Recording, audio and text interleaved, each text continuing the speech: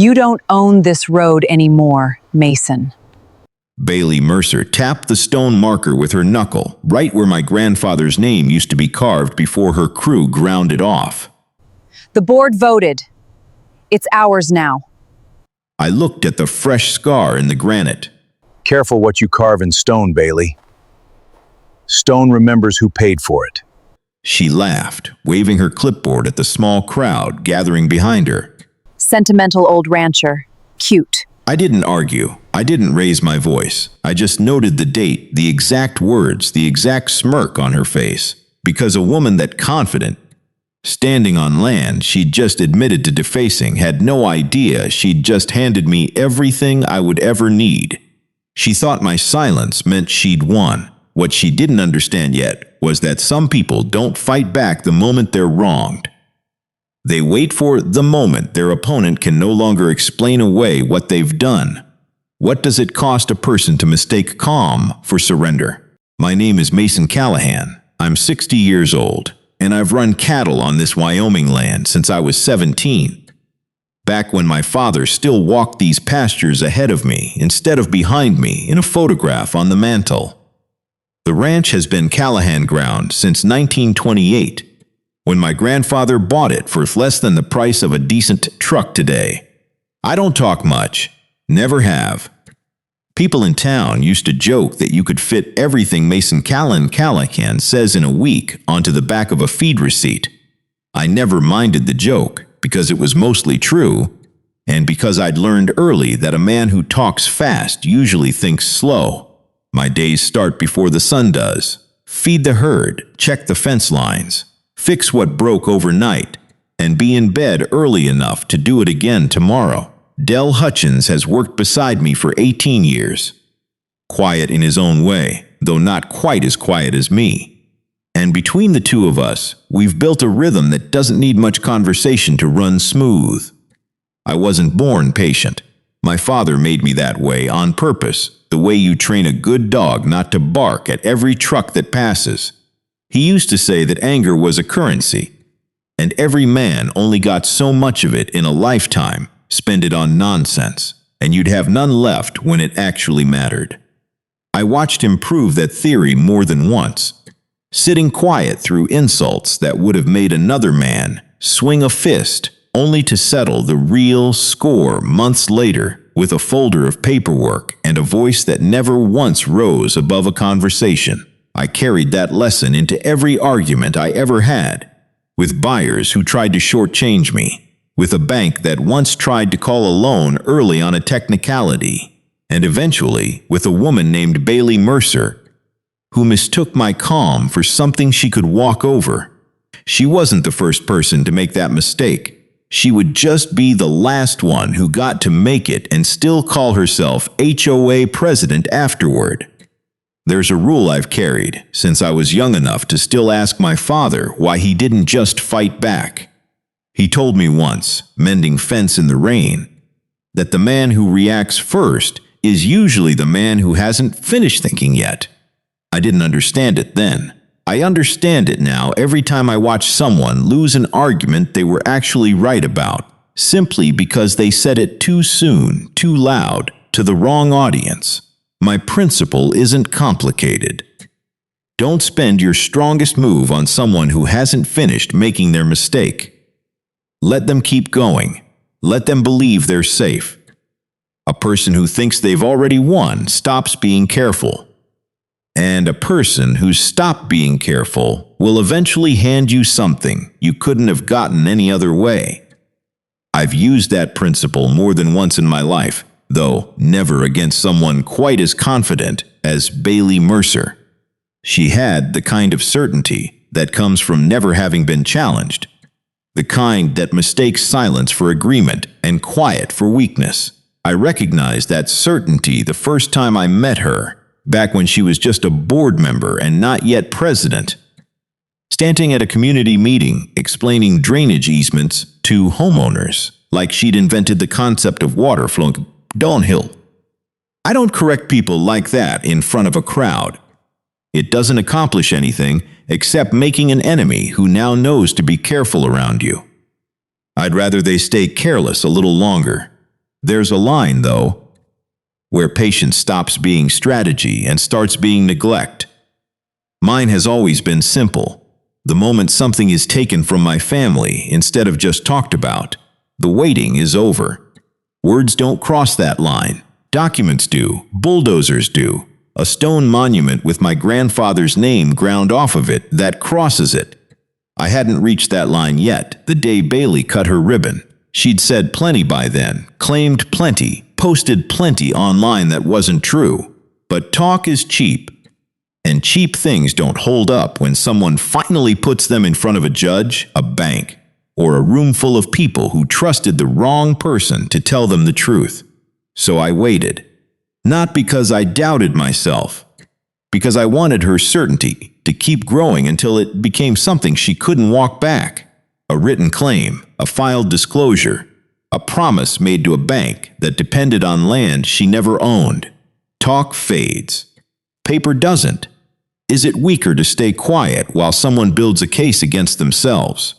Or is it simply a different kind of strength?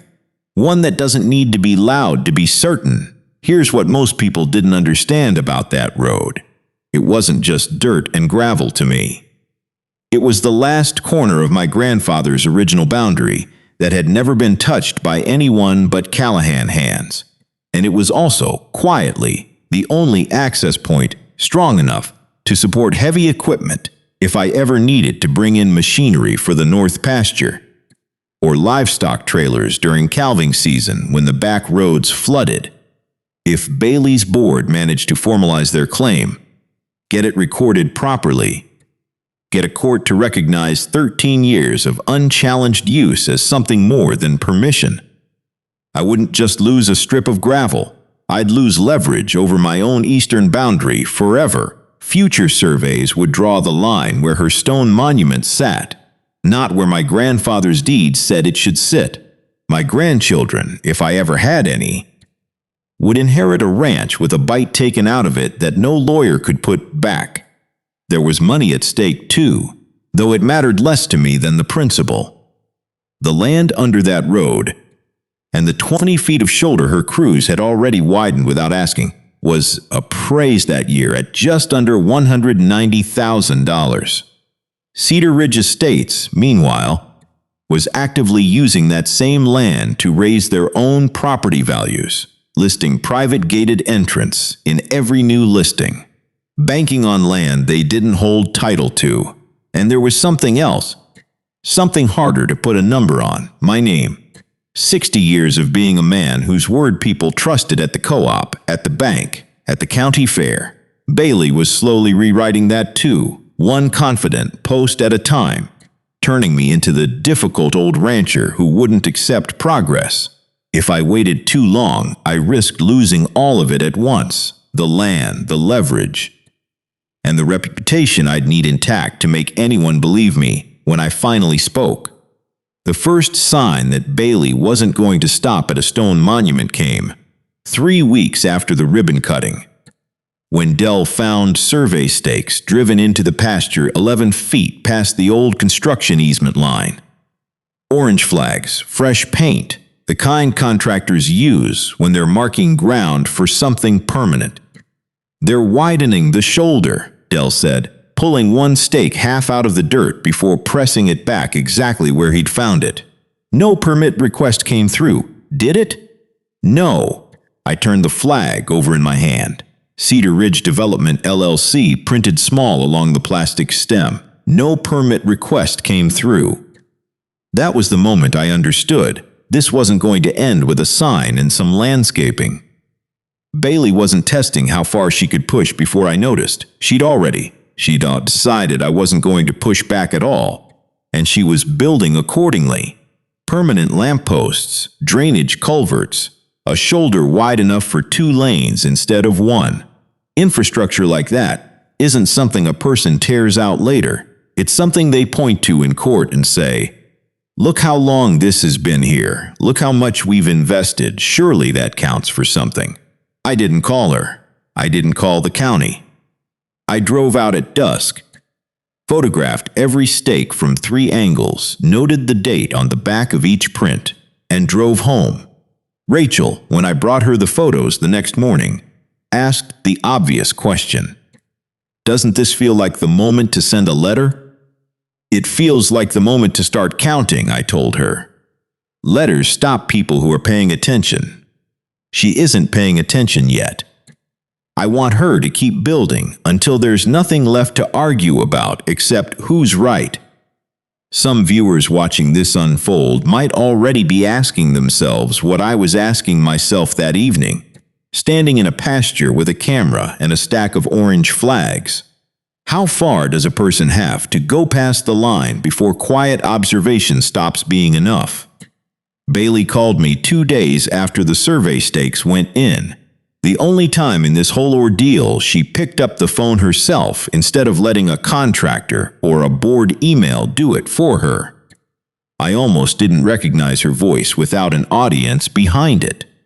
I heard you were out on the road line taking pictures, she said, light, almost friendly. Like she was giving me the chance to explain myself before she had to think less of me. Is there a problem, Mason? Here is where I could have ended everything in one sentence. I could have told her there was no easement, no permit, no legal right to widen that shoulder, an inch past the original construction line. And I could have said it plainly enough that any reasonable person would have stopped immediately, called their attorney, and quietly fixed the paperwork before it became public. Reasonable people do that. I've seen it happen. A private warning, delivered early, is sometimes the kindest thing you can give someone who's about to make a mistake in front of witnesses. But I already had 2 years of watching Bailey Mercer operate, and I didn't believe, not for 1 second, that a quiet warning from me would change anything.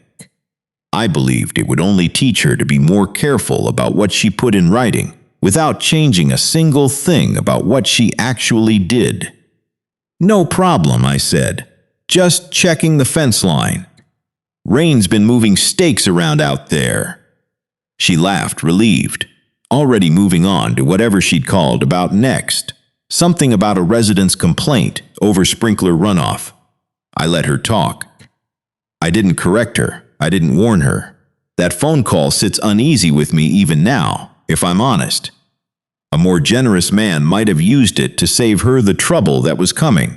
But generosity that gets ignored isn't generosity. It's just a head start you hand your opponent for free. I decided, hanging up that phone, that Bailey Mercer would get exactly the warning she'd already had. 13 years of unchallenged permission that she mistook for a right.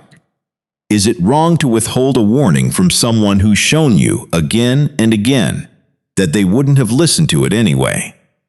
Over the next few months, I stopped thinking of myself as waiting and started thinking of myself as reading. Every board meeting had a pattern once you watched closely enough. Bailey never lied about facts she thought anyone could check. She was careful that way. Her weakness was bigger claims, the kind she made when she was confident nobody in the room knew the actual history, ownership, perpetuity rights. I started keeping a second notebook, separate from Rachel's file, just for language. Every time Bailey used the word "ors" about that road, I wrote down the date and the setting, board meeting, Facebook post, email to a real estate agent. By late summer, I had 11 instances, each one a little bolder than the last, each one delivered to a slightly bigger audience than the one before. Dell noticed the pattern too, without me pointing it out. "She's not testing the water anymore," he said one evening, watching me add another line to the notebook. "She thinks she's already standing on dry land." That was exactly it. Somewhere between the ribbon cutting and the survey stakes, Bailey had stopped defending a position and started building a legacy on top of it. Landscaping budgets, insurance filings, promotional language for new listings. Every dollar she spent assuming ownership was a dollar that would later prove she never had permission to spend it that way. I didn't need to provoke her into overreaching. She was doing that on her own, at a pace and confidence level I couldn't have manufactured if I'd tried. All I needed to do was keep watching, keep dating every page, and let her mistake my quiet notebook for an empty one. By early fall, I decided watching alone wasn't enough. I needed the kind of proof that couldn't be dismissed as one rancher's grudge against one HOA president, so I started building it the way my father had taught me. Slow, quiet, and airtight. I called Rachel and asked her to formally request, in writing, every board meeting minute Cedar Ridge had filed for the past 2 years. Not because I doubted what Dell had told me, but because a minute filed by the HOA's own secretary carries weight a neighbor's memory never will. Rachel also pulled a certified copy of every payment the HOA had ever sent me. 13 years of checks, each one photographed front and back, memo lines intact, the shift from access payment to courtesy fee laid out in black and white. I drove into town and sat with the county recorder for the better part of an afternoon, going through the original 1928 deed alongside Curtis Hale's expired construction permit, confirming line by line that no easement had ever been filed against my parcel. The clerk, a woman named Patty who'd known my mother, printed everything twice without me even asking, once for Rachel, once for me, and slid both copies across the counter without a word about why I wanted them.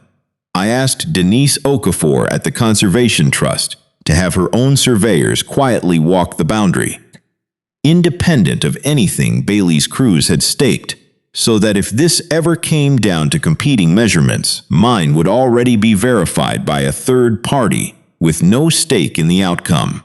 None of this made noise. No letters went to Bailey. No posts went online. I wasn't trying to stop her yet.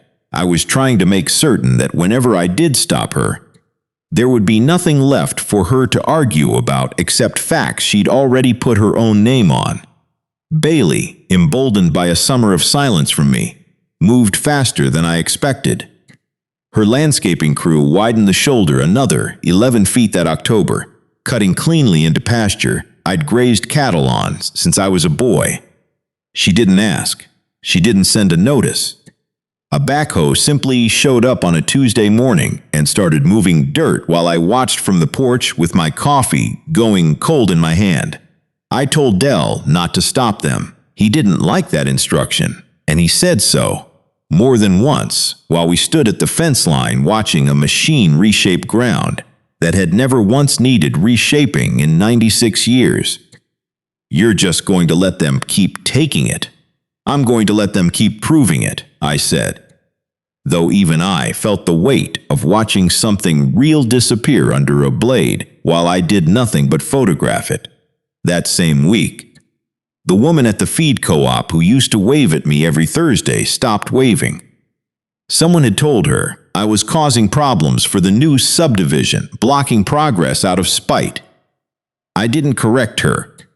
Correcting her would have meant explaining everything before I was ready to, and a half-told story convinces no one of anything, except that there's a fight happening. By November, I'd lost 11 more feet of pasture, a little goodwill in town, and any illusion that Bailey was going to slow down on her own. What I hadn't lost was the paper trail, which grew heavier. Every single week, she kept building on ground that was never hers to build on. The winter board meeting was the one where Bailey stopped hinting and started declaring outright. Dell sat near the back again, yellow legal pad on his knee, while I stayed home the way I always did.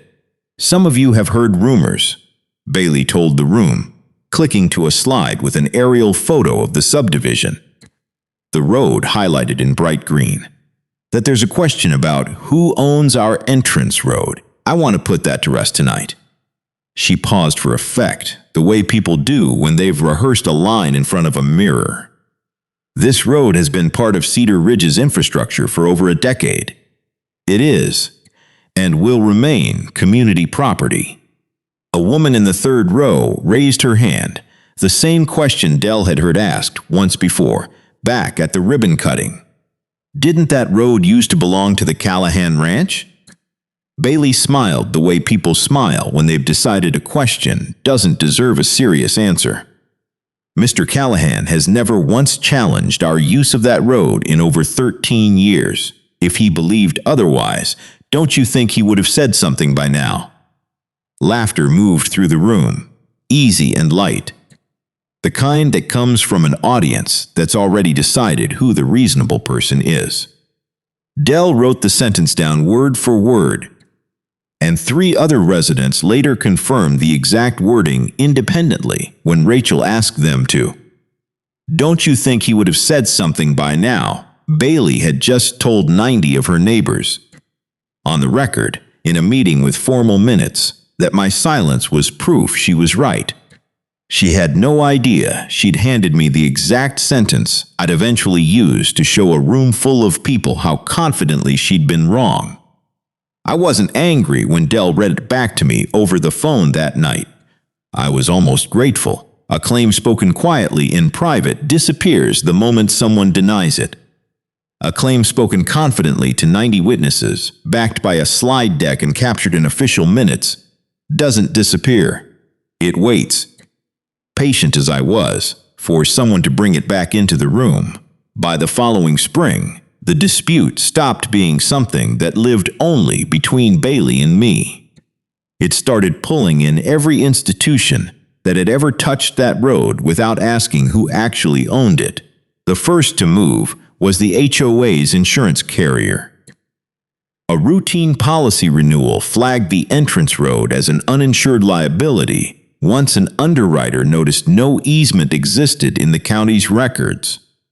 A detail Bailey's board had apparently never checked before spending 6 figures decorating land they didn't hold title to. The carrier sent a letter demanding proof of ownership or a recorded access agreement within 90 days, or coverage on that section of road would lapse entirely. Around the same time, Cedar Ridge applied for a maintenance loan to cover the cost of resurfacing the widened shoulder.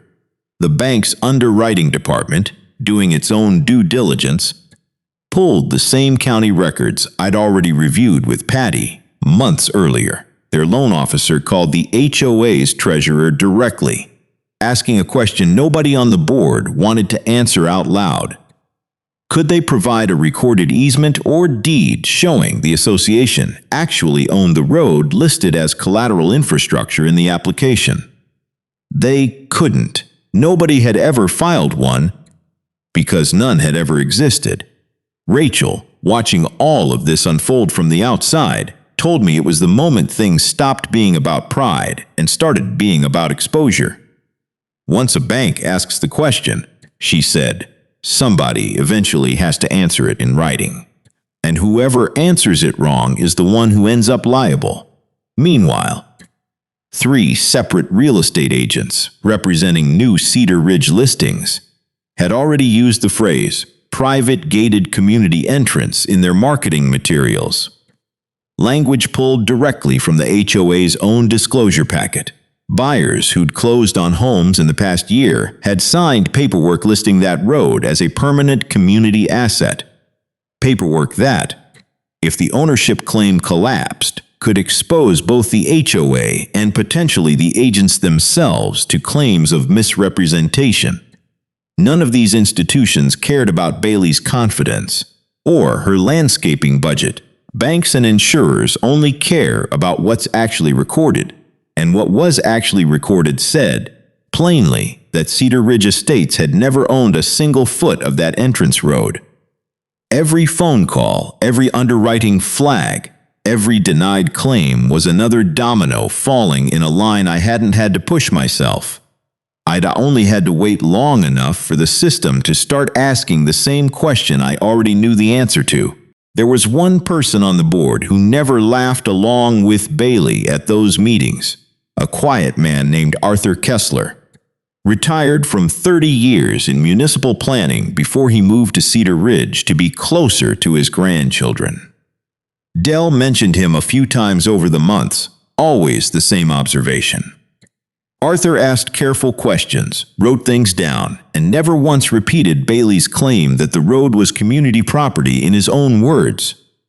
I met him only once that whole year, at the feed co-op of all places. standing in line behind me with a bag of birdseed. He didn't introduce himself as a board member. He just nodded toward my truck, where the ranch's brand was stenciled on the door, and said, "That's a well-kept operation, Mr. Callahan.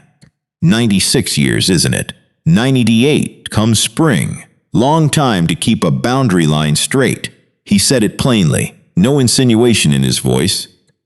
But something in the way he held my gaze told me he'd already looked at the same county records I had. Funny how confident people get about lines they never had to draw themselves. I didn't answer that directly. I thanked him for the small talk and left it there.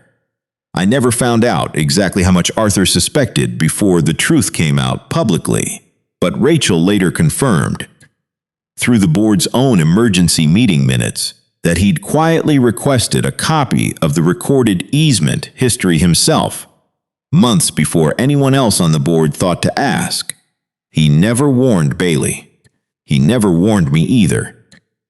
He simply watched the way I'd been watching and waited for the moment when watching would no longer be enough.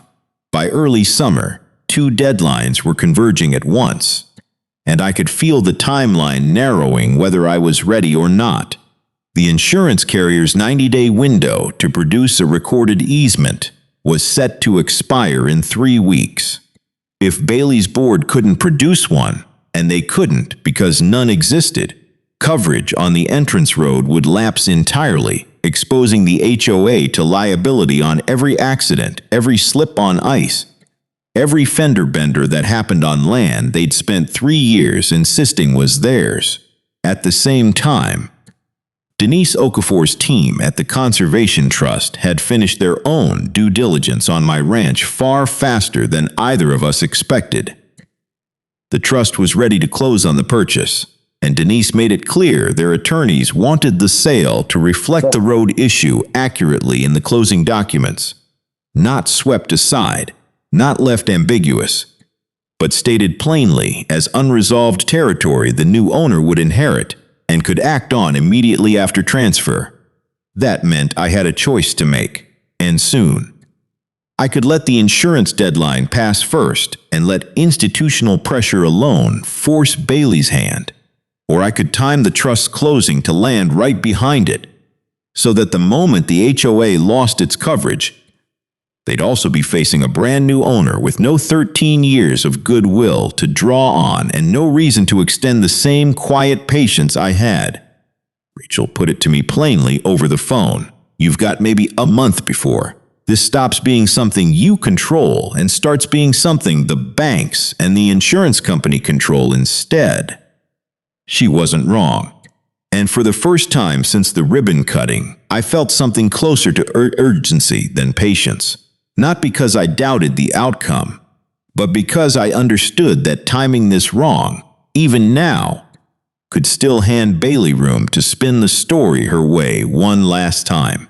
The piece that finally locked everything into place arrived from a direction I hadn't fully anticipated, not from Rachel's file, not from the insurance carrier, but from Bailey's own board treasurer, a man named Otis Grady, who'd apparently grown uneasy enough about the bank's questions to start covering himself in writing. To satisfy the loan officer's request for proof of ownership, Otis had drafted a formal memo, circulated to the full board, and later obtained through Rachel's records request, laying out in plain language exactly how the HOA had come to believe it owned the road.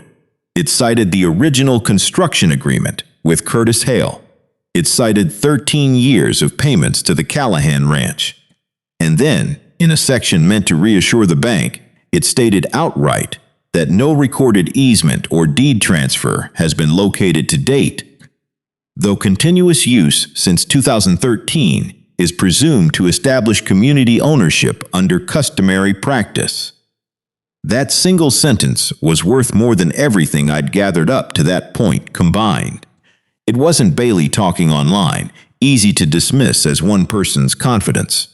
It was the HOA's own treasurer in an official memo, admitting in writing that no easement existed at all, while still asserting a legal theory of ownership that any attorney could tell you Wyoming law simply doesn't recognize.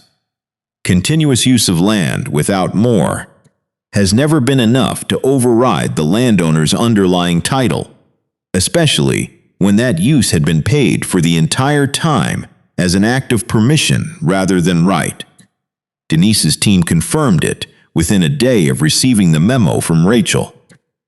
Combined with 13 years of payment records showing a shift from access payment to courtesy fee, combined with Bailey's own recorded statements at 2 separate public meetings, combined with the refinancing disclosure and the insurance filing, there was now a complete self-authored record showing that Cedar Ridge's entire ownership claim had been built on nothing but assumption, repeated confidently enough for long enough that everyone had simply stopped questioning it. Denise called me that evening. "We're ready," she said, "whenever you are." I looked out toward the road, toward the stone monument still standing where my grandfather's name used to be. "Let's close the sale first," I told her. "Let the new owner deliver this. Not me." She understood immediately why that mattered. If I delivered the truth myself, it would still look, to some people, like an old rancher settling a grudge. If a conservation trust with no history in this fight delivered it instead, backed by surveyors and attorneys, with nothing personal at stake, there would be nothing left to argue was personal at all. 2 weeks before closing, Bailey held what she called a community celebration, a Saturday cookout at the clubhouse, to mark the completion of the road's final phase, full drainage, full lighting, a second stone marker installed at the far end to match the one at the entrance. Del went, the way he always did, and this time he brought his phone instead of just a legal pad.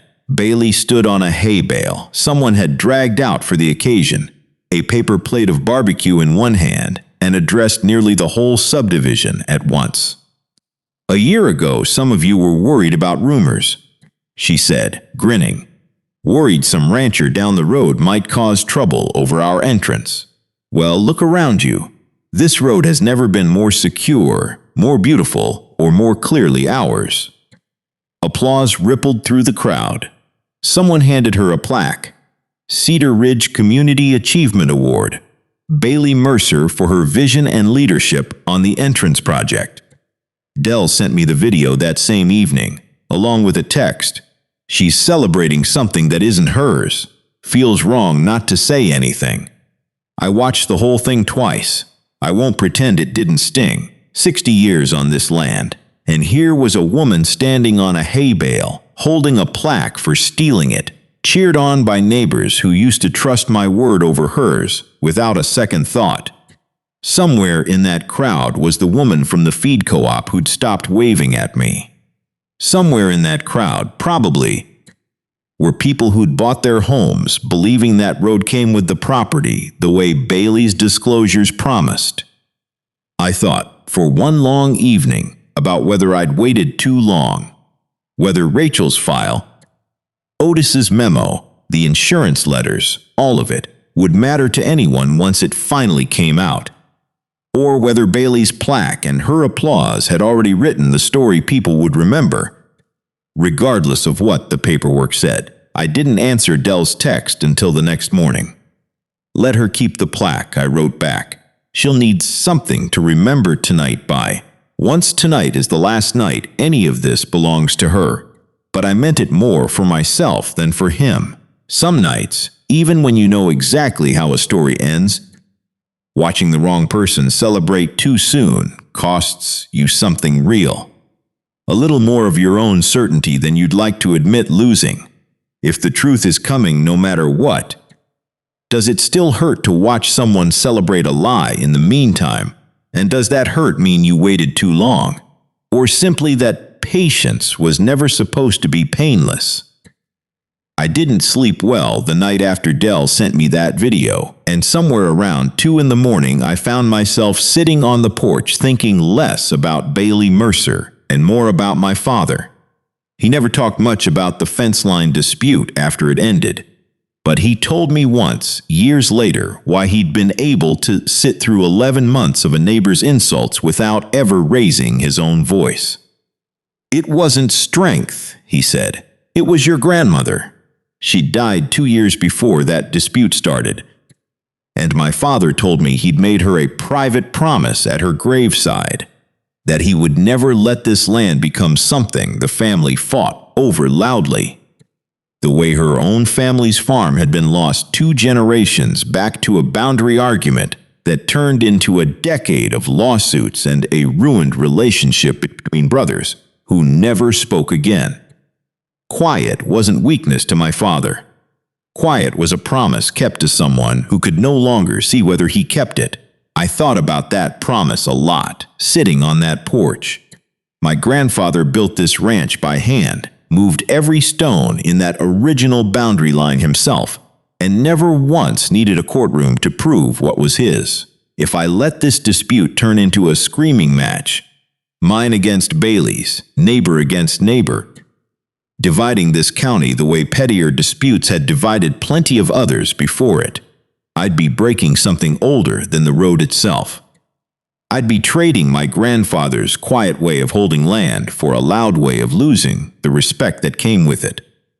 That's the real reason I never called Bailey out at that cookout, never posted my own version online, never let Dell say a word in my defense in front of that crowd. It wasn't only strategy, it was inheritance. My father taught me that some things are worth protecting, even when protecting them costs you a night of feeling like you've lost. By morning, the ache from watching Bailey's celebration had settled into something steadier, not anger, and not doubt either, just the plain, tired certainty that the ending I'd been building toward for 2 years was close enough now that one more sleepless night wouldn't change how it turned out. The sale to the Rocky Mountain Conservation Trust closed on a Thursday in late September, quietly, the way I'd asked it to. Denise's team recorded the deed transfer that same afternoon at the county office, right down the hall from where Patty had printed those boundary records for me almost a year earlier. I didn't attend the HOA's regular board meeting, held the following Monday. I'd told Denise the timing mattered. It needed to happen after the deed transferred, not before, so there could be no argument that I'd pressured anyone while I still held title myself. This wasn't my fight to finish in that room. It belonged to the new owner of record, someone with no history, no grudge, and no personal stake for Bailey to accuse of pettiness. Dell went, same as always. Yellow legal pad in hand, though this time he wasn't the only one taking notes. Denise's lead attorney, a soft-spoken man named Gregory Fawn, walked into the clubhouse a few minutes before the meeting started, flanked by 2 licensed surveyors and carrying a slim leather folio. Dell told me later that the room went quiet the moment they walked in, not because anyone recognized them, but because people can sense, somehow, when a routine Monday is about to become something else entirely. Bailey was mid-sentence, going over landscaping invoices for the fall budget, when Gregory raised a hand and asked, politely, if he could have 5 minutes before the board moved to the next item. The board president, not Bailey, a separate elected treasurer position had kept her from chairing every meeting, nodded, curious, and Gregory opened his folio. "My name is Gregory Fawn. I represent the Rocky Mountain Conservation Trust, which as of Thursday is the recorded owner of the parcel bordering your community's eastern entrance." He set a certified copy of the recorded deed on the table, sliding it toward the board. "I'm here to deliver a formal notice regarding the road your community currently uses to access Highway 12. Bailey's expression didn't change yet. Dell said she looked almost bored, the way people look when they assume a lawyer is about to confirm something they already believe. Gregory continued, calm and unhurried. County records show no easement has ever been recorded granting Cedar Ridge Homeowners Association any ownership interest, right-of-way, or permanent access privilege over this road. What the record does show is 13 years of payments from your association to the previous landowner, labeled first as access payments and more recently as courtesy fees, both consistent with permissive use, which under Wyoming law does not create an ownership right regardless of duration. That's impossible, Bailey said, standing so fast, her chair scraped against the floor. We've used that road for over 10 years. We've invested hundreds of thousands of dollars. I understand, Gregory said, not unkindly.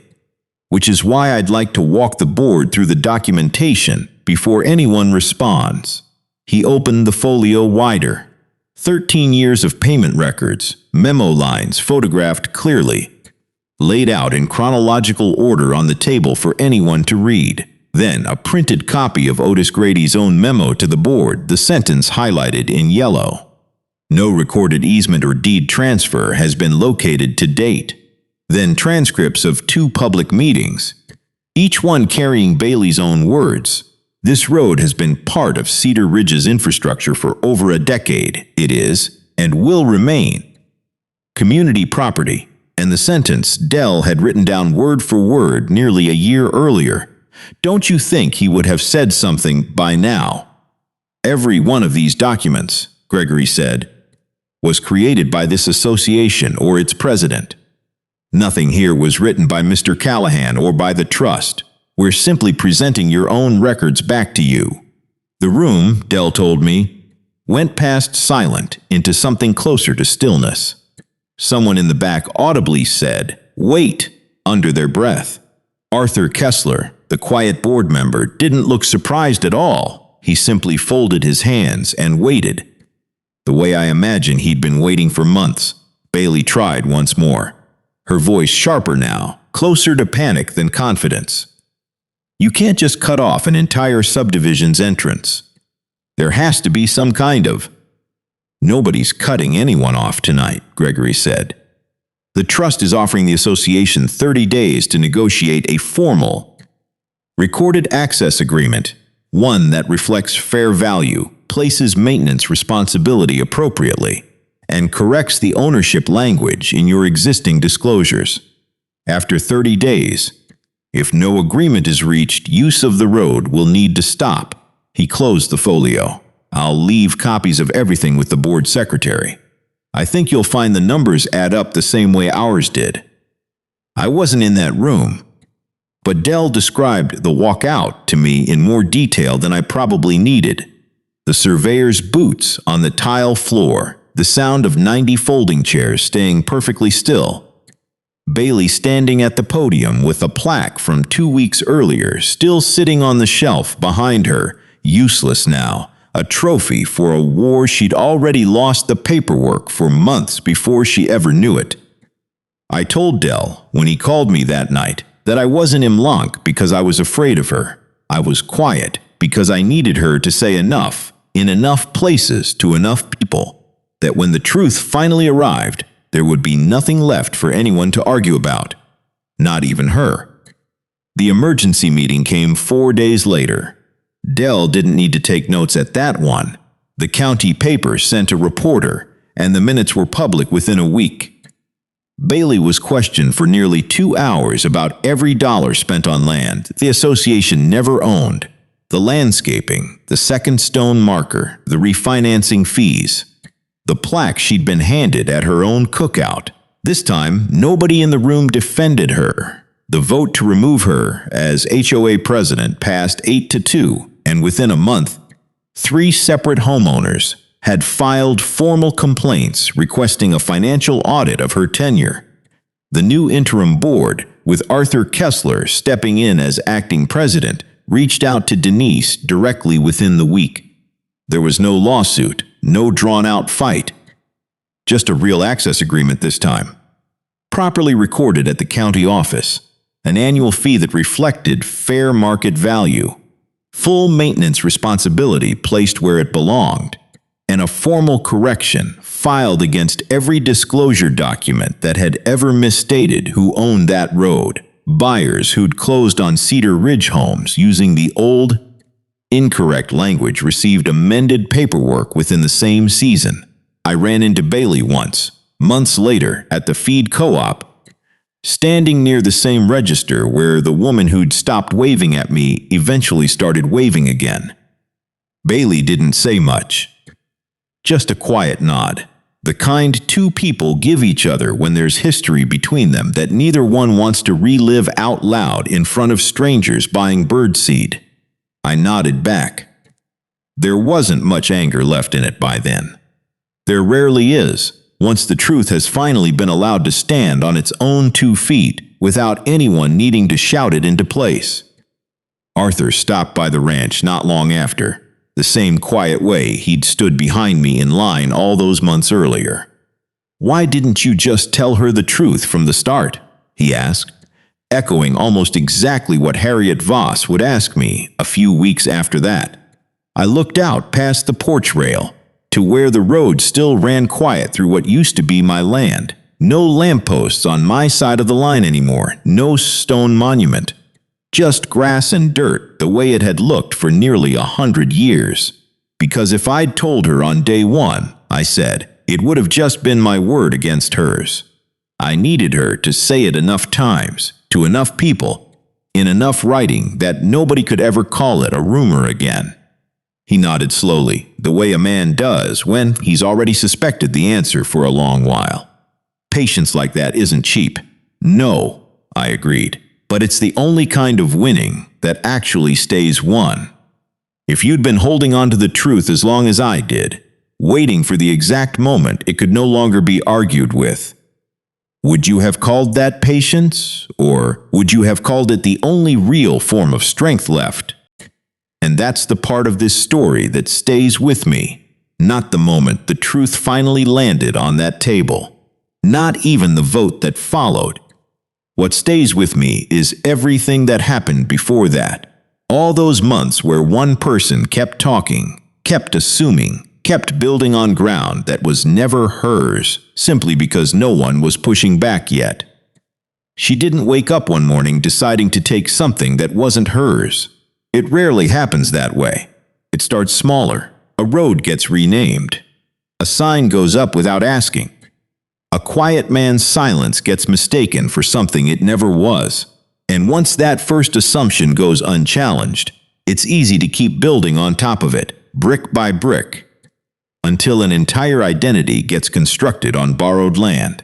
That's really what this story is about. Not a property line. What we assume about people who don't raise their voice. We do this more than we'd like to admit. We meet someone calm, and we call it weak. We meet someone patient, and we call it passive. We meet someone who doesn't fight back right away, and we quietly decide they don't have anything to fight back with. Mason didn't win because he was louder or richer or better connected. He won because he held on to something she gave away without noticing. Patience, discipline, the willingness to let the truth take its time instead of forcing it out too early and too raw to hold up. Her mistake wasn't just the sign, or the paperwork, or the money spent on land she didn't own.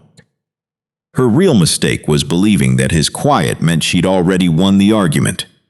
That kind of certainty is dangerous, because it convinces people they don't need to check their own facts anymore. Most of us have seen some version of this. Maybe not with a road, or a ranch, or a board meeting. But we know the feeling of being underestimated by someone who only saw what they wanted to see. We know what it costs to stay calm when getting loud would have felt so much easier. And we know how rare it is to watch someone hold on to their dignity all the way through, without ever needing to become cruel to prove they were right.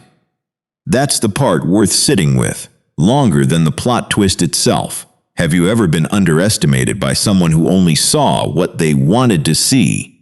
And if you were in Mason's place, would you have stayed quiet as long as he did? Or would you have spoken up sooner?